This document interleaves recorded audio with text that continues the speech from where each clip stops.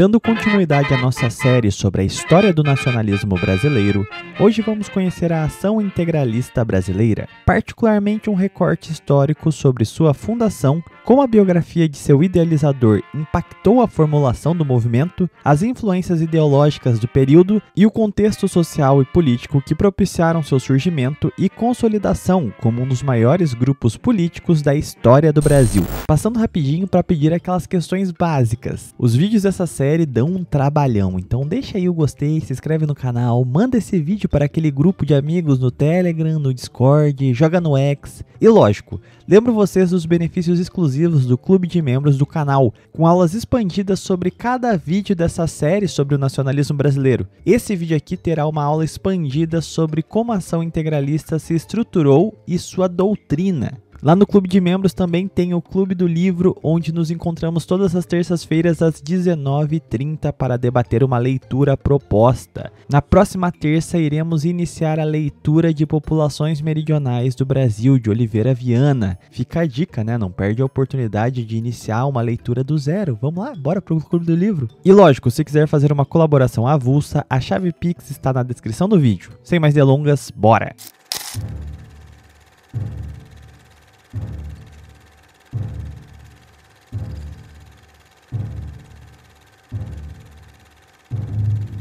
O movimento da Ação Integralista Brasileira contou com três grandes inimigos. Esses três grandes inimigos foram o capitalismo internacional, o comunismo russo e o nazismo de Hitler. Os jornais de Berlim e de Munique me atacavam violentamente. Ao mesmo tempo me atacavam os comunistas, dos quais eu não poderia deixar de ser inimigo, e me atacava o capitalismo internacional.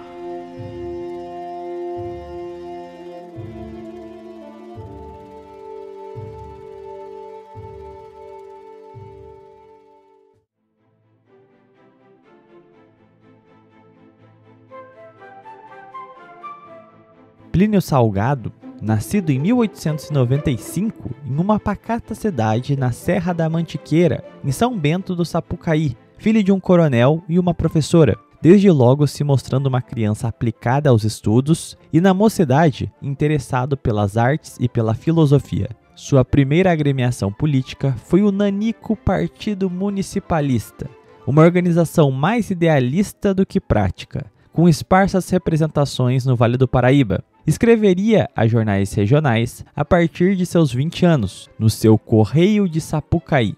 Aos 24 anos, casaria-se com Maria Amélia Pereira, que tragicamente viria a falecer 15 dias após o matrimônio. Confortando seu coração na doutrina cristã, se aproximando dos escritos de Jackson de Figueiredo e da filosofia espiritualista de Raimundo de Farias Brito.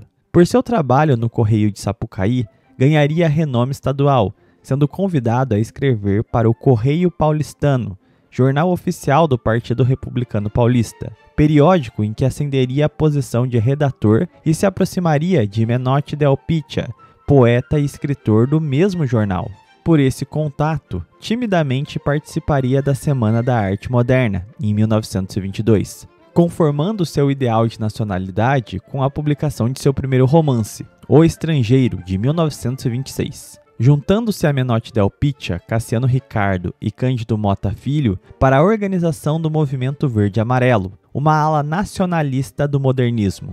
Em 1928, foi eleito deputado estadual em São Paulo pelo PRP e, no ano revolucionário de 30, apoiara Washington Luiz na disputa contra Getúlio Vargas, vendo no ideário da Aliança Liberal um perigo ao Brasil por seu programa liberal. Não assistiria à Revolução.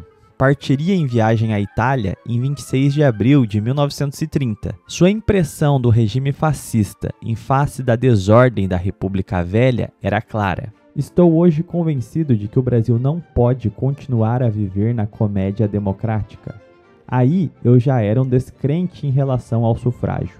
A eleição que juntos fizemos inspirou-me uma profunda repulsa pelo regime, que há tempos que me impressiona o enfraquecimento do poder central, o espírito de regionalismo que se acentua dia a dia e que nos leva a caminho do separatismo. a questão social que nos arrastará de um momento para outro ao bolchevismo.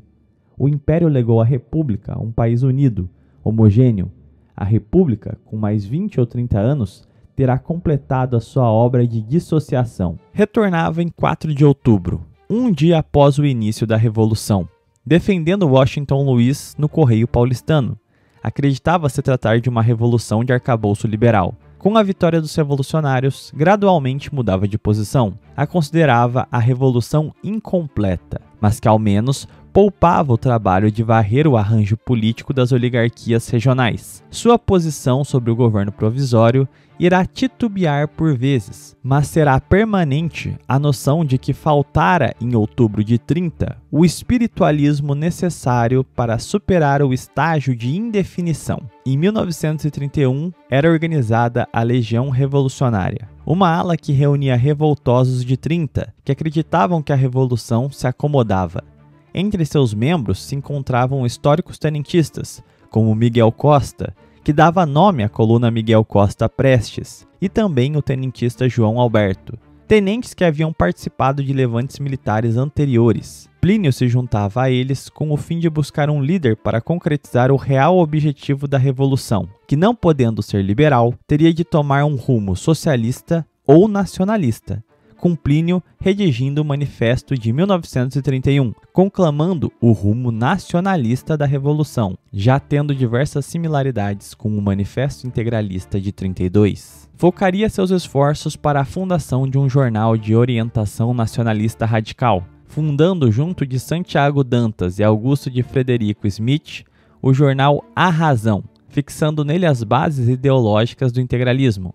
À medida que os revolucionários paulistas recorriam a um ideário liberal, exigindo um retorno à normalidade democrática e institucional, Plínio se afastava gradualmente, passando a elogiar o governo provisório à medida que este ia desmontando o federalismo. Salgado apregoava que o país ainda era muito infantil para ter uma constituinte, recomendando a organização de uma comissão de técnicos para a elaboração de uma nova carta constitucional, afastando assim forças centrífugas, preparando as condições para a formação de novas forças políticas mais maduras, dissociadas do antigo regime. Afastando assim forças centrífugas, preparando as condições para a formação de novas forças políticas mais maduras, dissociadas do antigo regime. No primeiro artigo de A Razão, de 5 de junho de 1931, intitulado Erros de Hoje, Perigos de Amanhã, Plínio já demonstrava que seu partido era o nacionalismo e penderia para aquele que encaminhasse a revolução no sentido de sua efetivação. No Brasil, não há ainda um sentimento coletivo de interesse nacional. Cumpre-nos, ao iniciar a discussão dos problemas que neste momento nos suscita, declarar como base de uma orientação segura que não há interesses estaduais diante dos supremos interesses nacionais. Colocando-nos nesse ponto de vista de nacionalismo integral, é que iniciamos a nossa ação jornalística nesse trepidante momento da vida brasileira. Nesta nota diária, iremos traçando a linha de um pensamento político, procurando marcar os rumos que nos parecem mais acertados às novas condições e necessidades. A partir de agosto de 31, Plínio passaria a prestar apoio direto ao governo provisório, lançando uma série de artigos intitulados Diretrizes à Ditadura,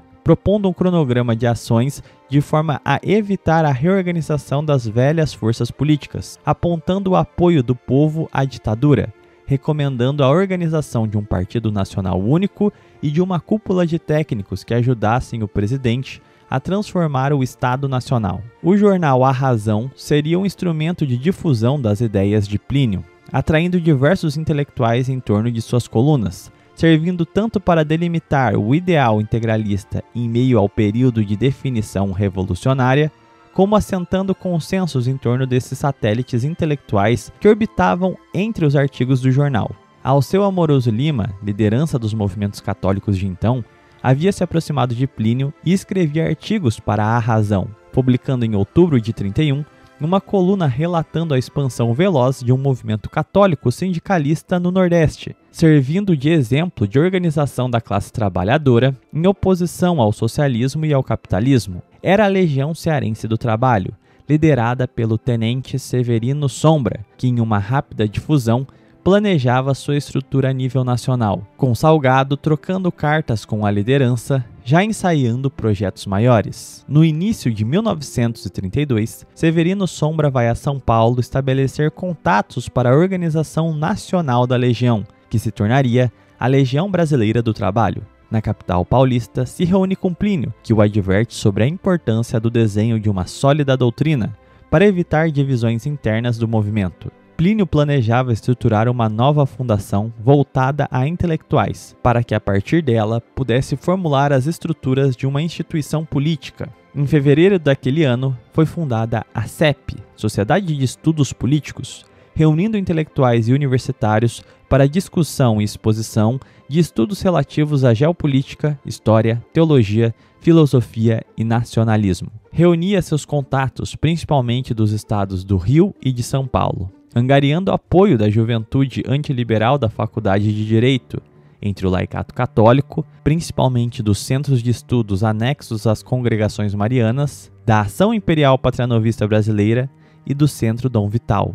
No Rio de Janeiro, tinha trânsito na revista católica Hierarquia, onde participavam diversos futuros líderes integralistas, como Hélio Viana, Antônio Galotti e Madeira de Freitas. Contou também com o apoio de Santiago Dantas, que era ativo na Revista de Estudos Jurídicos e Sociais da Faculdade de Direito do Rio de Janeiro, angariando muitos simpáticos à SEP, mesma revista de estudos onde já havia tido espaço para defender e propagar os ideais do Manifesto da Legião Revolucionária no ano anterior. A primeira reunião da SEP foi em 24 de fevereiro de 1932, na sede do jornal A Razão. Se juntaram a Plínio para formular os princípios da sociedade Cândido Mota Filho, Ataliba Nogueira, Mário Graciotti, João Leães Sobrinho, Fernando Calage e vários estudantes do Largo São Francisco fixaram os princípios fundamentais da instituição. A. Somos pela unidade da nação. B. Somos pela expressão de todas as suas forças produtoras no Estado.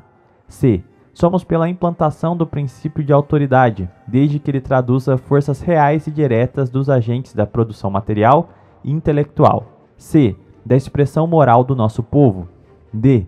Somos pela consulta das tradições históricas e das circunstâncias geográficas, climatéricas e econômicas que distinguem nosso país. E. Somos por um programa de coordenação de todas as classes produtoras. F. Somos por um ideal de justiça humana, que realize o máximo de aproveitamento dos meios de produção em benefício de todos, sem atentar contra o princípio da propriedade, ameaçado tanto pelo socialismo como pelo democratismo, nas expansões que aquele dá à coletividade e este ao indivíduo. G. Somos contrários a toda a tirania exercida pelo Estado contra o indivíduo e suas projeções morais. Somos contra a tirania dos indivíduos, contra a ação do Estado e os superiores interesses da nação. H. Somos contrários a todas as doutrinas que pretendem criar privilégios de raça, de classe, de indivíduos, grupos financeiros ou partidos, mantenedores de oligarquias econômicas ou políticas. I. Somos pela afirmação do pensamento político brasileiro, baseado nas realidades da terra, nas circunstâncias do mundo contemporâneo, nas superiores finalidades do homem e no aproveitamento das conquistas científicas e técnicas do nosso século. Em abril, Plínio inicia uma nova série de artigos no jornal A Razão, intitulada Construção Nacional, defendendo a tese de que seria necessária uma revolução da revolução, que se o governo recuasse, demonstrando apoio ao constitucionalismo, a revolução teria falhado, retornando ao escopo do programa liberal. Em seus diagnósticos, Plínio comparava a nação ao Jeca Tatu. Jeca Tatu é o espírito nacional, é a incerteza do povo criança, é o homem perdido no imenso meio físico. O Jeca Tatu exigia e continua a exigir decifradores. Ele não é a face ridícula da nação, mas a própria nação. Não podendo compreendê-lo segundo a sua verdade e seu processo de vida e de formação social e política, os homens acusam Jeca Tatu. Todo o rumo da política brasileira tem sido o de um afastamento contínuo dessa verdade essencial que é o homem do Brasil. Salgado imputava à elite cosmopolita das capitais, as que comungavam de ideologias estrangeiras, o papel daqueles que julgavam o Jeca, isso é, O governo provisório e um modelo ditatorial poderiam exprimir a real natureza política do Brasil, mas era constrangido pelos receituários liberais, que em seus modismos teóricos eram incapazes de entender o Jeca e justamente por seu desconhecimento o julgavam. Queriam a sua destruição. No caso, o apoio ao liberalismo era o desmonte do próprio Brasil. Seus antigos correligionários da Legião Revolucionária adotavam a discursiva liberal, insuflando à população paulista a guerra civil, encarando o endosso de Plínio ao governo provisório como inadmissível, ateando fogo na sede do jornal A Razão em 23 de maio de 1932. Sem se abater, no mesmo mês realiza nova reunião da CEP, a terceira desde sua fundação, com Salgado propondo a criação de uma comissão técnica voltada a transmitir ao povo em linguagem simples os resultados de seus estudos. Propôs que este órgão de comunicação se chamasse Ação Integralista Brasileira. A sociedade já vinha refinando seu ideal antiliberal, anticomunista, nacionalista e católico, aliançando suas soluções corporativistas e de conciliação de classes, voltadas à construção de um espírito nacional harmonioso. Outras duas reuniões foram promovidas no mês de junho. Os diversos intelectuais debatiam o manifesto em gestação, o desenhavam em constante diálogo interno entre sua gama de membros. Coordenando os esforços de elaboração da ação integralista, Plínio mantinha diálogo com outros movimentos nacionalistas de todo o país, planejando uma nova reunião com Severino Sombra, da Legião Cearense do Trabalho, e com Olbiano de Melo, importante interlocutor de movimentos católicos e nacionalistas de Minas Gerais, que pretendia fundar o Partido Nacional Sindicalista. O trio planejava se reunir no Rio de Janeiro em 10 de julho de 32, para uma reunião sobre os rumos de um projeto nacionalista coeso em todo o território nacional. O encontro não se realiza, pois estourou a Revolta Paulista em 9 de julho. Plínio Salgado se encontrava preso no estado de São Paulo.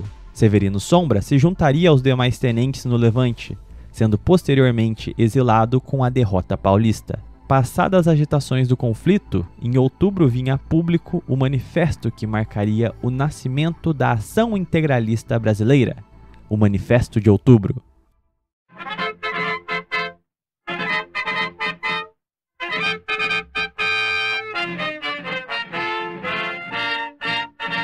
Manifesto de Outubro de 1932, Doutrina Integralista. A nação brasileira, ao operariado do país e aos sindicatos de classe, aos homens de cultura e pensamento, à mocidade das escolas e das trincheiras, às classes armadas. A articulação de Plínio seria fundamental. Logo após o anúncio da nova organização, uma reação em cadeia dava escopo nacional à instituição. Contando com um manifesto de apoio pelos alunos da Faculdade de Direito de Recife, dos estudantes de Direito do Largo São Francisco em São Paulo e da Universidade do Rio de Janeiro. Com o exílio de Severino Sombra, Jeová Mota e Helder Câmara, representando a Legião Cearense do Trabalho, se incorporavam à AIB, fundindo as instituições. A Ação Integralista Brasileira nascia já como um titã.